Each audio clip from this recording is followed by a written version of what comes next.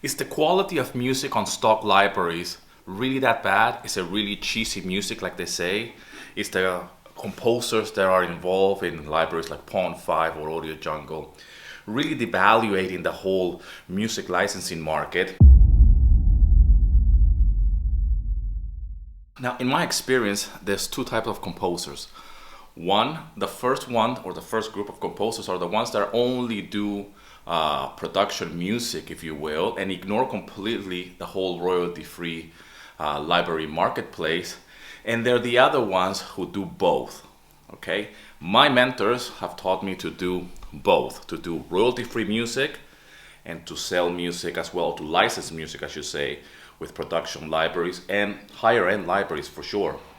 Now, there's another misconception as well, that you cannot get performance royalties once you are selling your music on places like Audio Jungle or Pond5. This is a big mistake, okay? You can get performance royalties because nowadays royalty-free music libraries, they accept music that is being registered with your PRO. I am registered with a PRO. All of my mentors are registered with a PRO, and they sell not only on Pond5 and Audio Jungle, but they license their music with production music libraries as well. So pretty much they're doing everything, okay? And this is what I advise you to do as well. Obviously, I specialize on stock music libraries because I help you, the beginner, the one who wants to enter the music licensing world.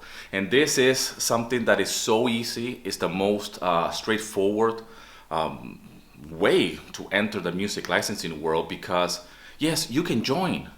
You can just open an account and start uploading your music immediately. That's the reality of it. Royalty-free music, it takes a big chunk of the whole music licensing world. Now, there's this argument that because anybody can join and anybody can just upload a music track, this devalues the music. And because anybody can just record some tracks or some beats, they can just join Audio Jungle or Pond5.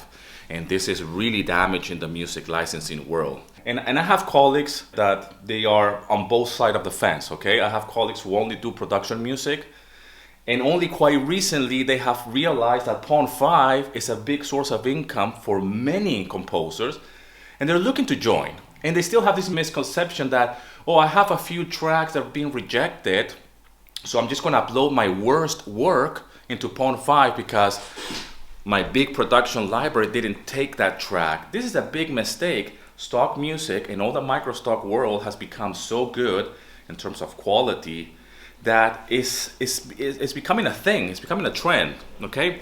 You can go to the video section. Now stock video is really high quality, 4K, all right? You can get really high quality photography on stock libraries. The same is with music. And yes, anybody can participate. That's the whole point. And you don't need to have a gatekeeper anymore. You don't need to be having a special connection with a supervisor that a friend of yours from the inside connect you with. That's the whole beauty of royalty-free libraries, that anybody can participate. The same is with YouTube. You can start a YouTube channel today, make some badass filming, some badass movies, and that's it. It's up to you to decide what's the quality of your film and your video. The most successful artist on Audio Jungle, that's not cheesy music.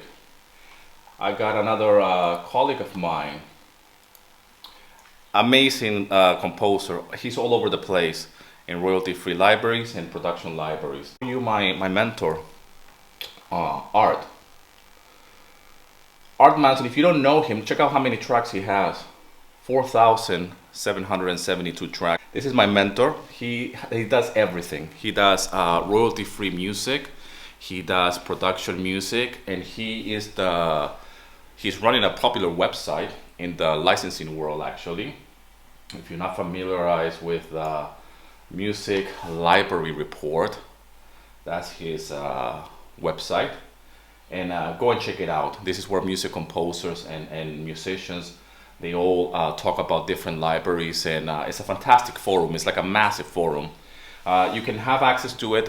It's free, but you can pay and have even more access to the information in it. And here you will find composers who are doing both, and they both talk about production music and royalty-free music because it's all part of the same thing. It's music licensing in general. So there's no such a thing as like, don't upload here, you should only be connected with a supervisor or a higher end library who only wants 5 special tracks from you. There is no end to it. And that's my argument here. Now, art is all over the place. Here on Pond 5, he's quite big, you know. You can check him out. He used to play with Dick Dale back in the day. He's an old geezer, he's an old cat, so he's been around for some time. Another guys that are well, this is like a production library in itself. It's blindfold music, amazing music. You can listen to the tracks as well. They're really big on Pond 5. And all of these guys, they are all in royalty-free libraries and in production music as well, libraries. So my point is that you don't have to choose one or the other. Don't make the mistake that other composers are doing, that they're just like, I don't sell my music on Pond 5 because it devalues the quality. Don't get into that ego trip. My music is only gonna be licensed in a big production music library house because, hey, I am too good to be selling it on Audio Jungle. This is all crap. I mean, check out this guy. And this is one of the top sellers as well. All of these composers are registered with a PRO, so don't fall in the mistake of that you need to be only with higher end libraries. That's all crap. That comes from a place of ego, from a place that I am special, from a place that is only a small secret society of people that know that they can approach this special library. There's a secret list of libraries out there that only a few people have the names of these music supervisors or the owners of the libraries. Don't fall in that mistake. My friends, I forgot about Frank actually. My friend Frank, go and check him out. He specializes on crime, thriller, horror film type of music, very cinematic. I have him featured on my channel on the left side. Like many of my other colleagues, I have them. I promote other people's YouTube channel, but Frank's is one of them, and he's all over the place. He's on royalty-free music libraries. He's on production music libraries with big heavy hitters, and he will tell you better than me. Okay, he gets placements all the time, and he is doing exactly what I am telling you that you should do. Frank is a perfect example as well of how he's not just choosing one. His music is really good, and his music as well is on both on royalty-free libraries and on higher end production music libraries. And he's all over the place. He has exclusive deal, he has non-exclusive deal. He's just the way a composer should be. And he has shared with me some amazing numbers when it comes down to placements and how he's the amount of music that he's been submitting to all of these libraries is just mind-blowing. I mean, I think that I was really busy as a composer, but this guy, he's just all over the place. He's like a virus, okay? And you can go and reach out to him, go and listen to his music. It's just another example of talented composers that they just don't choose to say, I only sell on high-end libraries.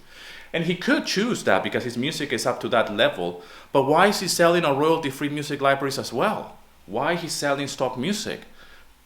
Good question, because there's no need to choose one. You don't need to choose one or the other.